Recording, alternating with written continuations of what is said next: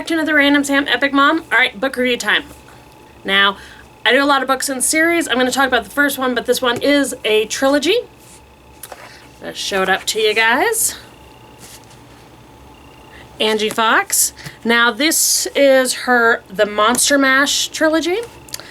And this one, it starts with The Monster Mash, followed by Transylvania Twist, and Werewolves of London. So, just so you can all see the cover art, pretty cool. Now, the basis of this trilogy, guys, is pretty much that there's a war going on between the gods. And I'm not talking like the Greek gods and the Roman gods. I'm talking about all the gods, every pantheon of gods. And apparently they're separated into two groups. The old gods, the new gods. And the war all started because they were arguing about where to put their capital. One wanted Atlantis. The other one wanted... God, I can't even remember what it was. But it was another mythical city. And they argued about it. Started a war. Even after the two cities were destroyed, they were still arguing. And at that point, they just didn't care. They just wanted to be right. Because they're gods. And so, demigods and every supernatural creature out there gets recruited and has to fight for the gods. Now, you could be born in the mortal world here on Earth, but if they find you and find out that you have these abilities, you get recruited. And you're not really recruited so much as conscripted into these forces, and you are required to be in the war until the end of the war. That has been going on for thousands of years. So if you have a lifespan of a werewolf, you're going to be in for your whole lifespan. If you have the lifespan of a vampire, you're just screwed. Demigods, you're still going to be expected to fight. So it is a never-ending war, as far as everybody's concerned. But the other part is that there is prophecies. And there's a prophecy that the healer who can see the dead will bring about peace. And these gods, they don't want peace. They like fighting. More importantly, they like having demigods and humans and supernaturals fight for them. And they have gone about anytime a healer who can see the dead is found, they're killed or tortured for eternity. Well, here comes our main character.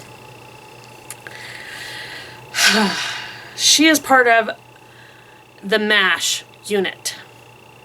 And before it all started, she only thought of like the MASH reruns of the TV series. Now she's in the Monster Mash, where she has to patch together demigods. She has to patch together any fighter that gets out there. She has to reattach lost horns. She has to repair artery damage. She has to reattach limbs. It is just a never-ending cycle. And in her MASH unit, they all play pranks. So, it's just one of those things. So, for her, it is... What's a nice way to do it? Petra is from the South. She's from New Orleans. So, she got that attitude. She's got the Cajun, I can handle this attitude. And she's kind of hid underneath everything. But then the prophecy starts to happen. The oracles start dishing out next parts of the prophecy. Oh, this is going to happen. Oh, crap, it happened. This is going to happen. Oh, crap, it happens. And during this all comes about with her connection to Commander Galen of Delphi. Now, Galen is a demigod who has he's bringing back hope to people. He's getting people to feel some hope. Even if they feel the war is never going to end, he gets them to have some hope in their lives. Bring some joy into this crappy situation where she's almost given up. And he knows she's part of the prophecy. He knows she's the one that's been hiding that she can see the dead. And the two of them are going to slowly make it happen, even though they can't let anybody else know, because if anybody finds out that she is the healer who can see the dead, they're going to come after her. And each book is going to be a continuation of her relationship with Galen, the ups and downs, exes thrown in, new surprises, pregnant Medusas, pregnancy scandals between old gods and new gods.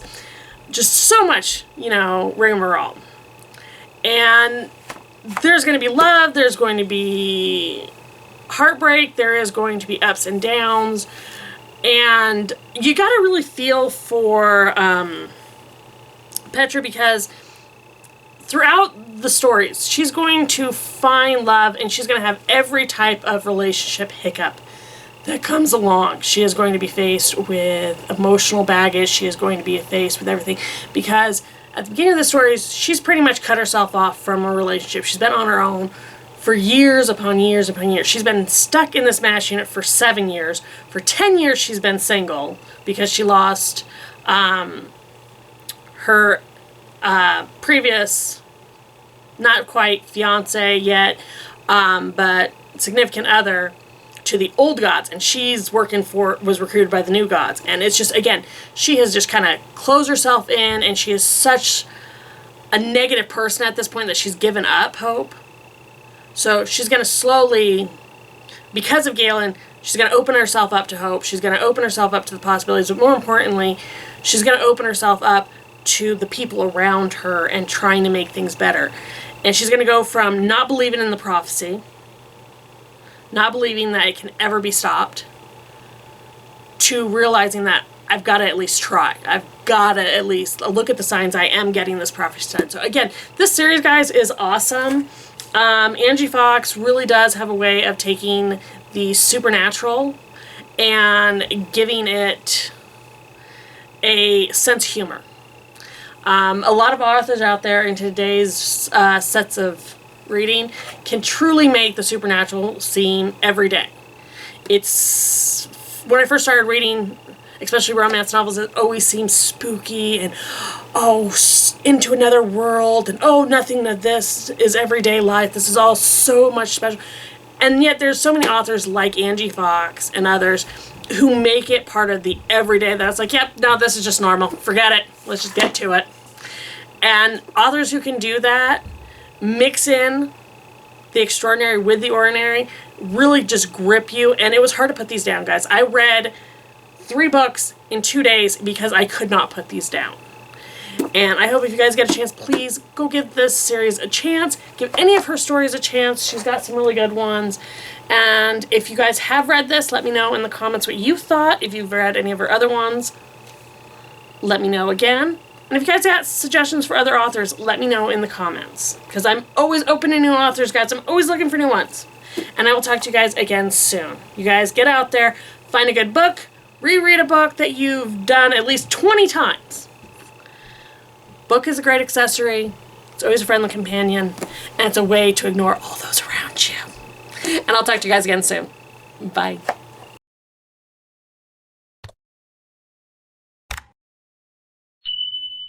Hey everyone, I hope you enjoyed that. Please check out our other videos already on YouTube. And give us a like and subscribe. And if you hit that bell for notifications, you'll know when we put something new out. So try to make every day matter by finding the fun. You guys have a great one. Bye.